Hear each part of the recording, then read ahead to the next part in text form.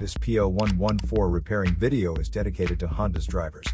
If your Honda is getting a P0114 error code, this video is going to show you 2 practical solutions to fix the error code at home. Use the Zeus app to scan your vehicle and see the error code P0114. It indicates that the Powertrain Control Module has detected an intermittent input signal from the intake air temperature sensor circuit. Here are 2 of the most practical solutions to fix Honda's P0114 error code. Method A, the IAT sensor. The IAT sensor could be on the throttle body attached right to the intake manifold. First, carefully remove the IAT sensor from the vehicle. Visually inspect the sensor to make sure it hasn't been contaminated by a leak from another engine component. Use a multimeter to proceed with a test on the IAT sensor.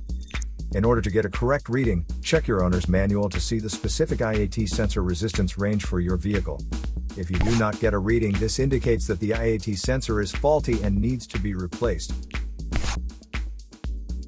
Method B, the air filter.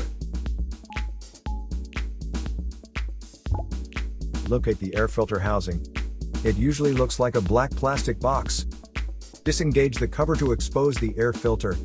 Be careful not to dislodge any hoses or stretch any wiring when you do this.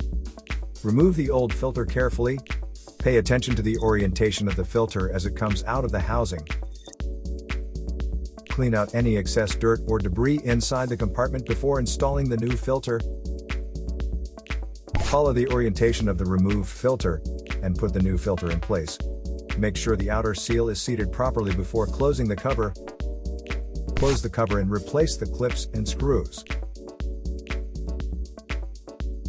So here are 2 of the most practical solutions to fix Honda's P0114 error code. After the repair, you can now use the Zeus app to clear the error code. And tap the rescan button one more time to make sure everything is fine with your vehicle.